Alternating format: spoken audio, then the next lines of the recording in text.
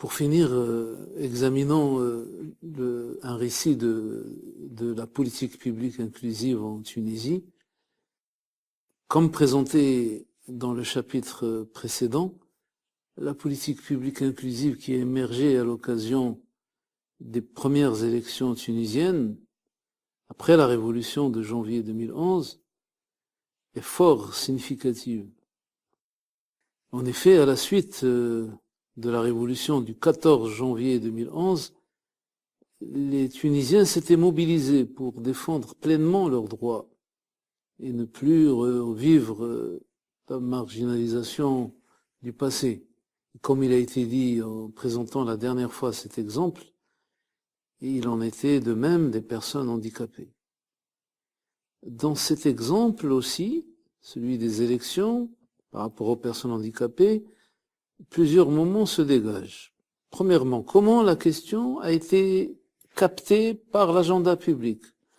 Deuxièmement, quel diagnostic a été effectué et comment s'est réalisée la recherche de solutions?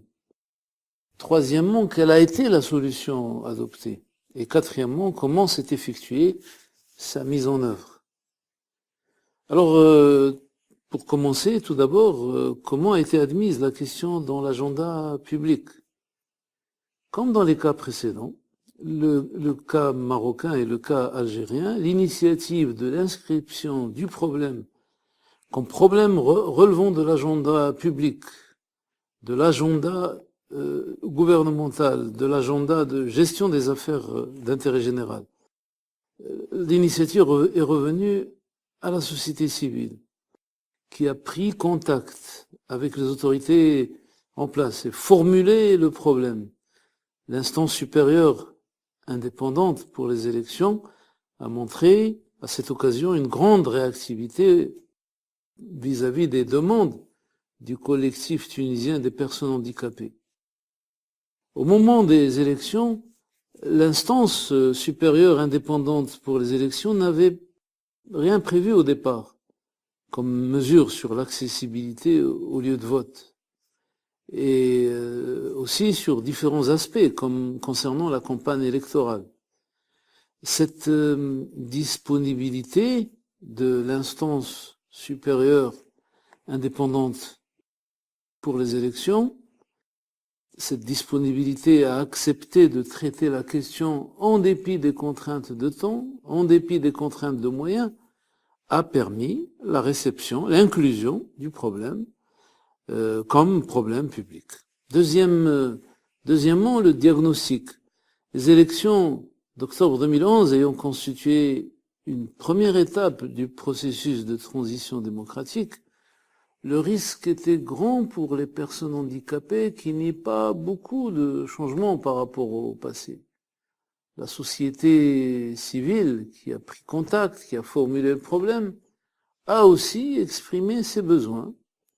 En troisième lieu, il y a un moment qui se dégage aussi, qui est celui de la proposition des solutions. On distingue dans ce qui s'est passé à cette occasion un moment où des propositions sont faites et présentées. Et le choix des solutions s'est effectué à travers un processus de concertation, de dialogue, d'échange. Un autre élément a constitué une base pour cette recherche de solutions. Il s'agit du mémorandum présenté par le collectif, où était défini le problème à résoudre, où des propositions de solutions, de mesures ont été avancées. Comme quatrième séquence, examinons maintenant la mise en œuvre de cette politique publique inclusive. En effet, l'instance supérieure indépendante pour les élections a fini par produire un texte juridique contraignant, un décret qui permet aux personnes handicapées de voter.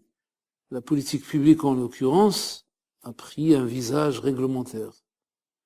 Le texte affirmait notamment dans son article 3 le recours obligatoire à un interprète en langue des signes pour les émissions télévisées de la campagne électorale. Un projet de diffusion télévisée en langue des signes fut adopté, permettant d'assurer effectivement l'interprétation pour les personnes handicapées. Cette démarche entraîna un ensemble d'initiatives dans des travaux spécifiques, voire spécialisés sur le langage des signes, sur le recrutement, sur la formation des interprètes et d'autres sujets encore.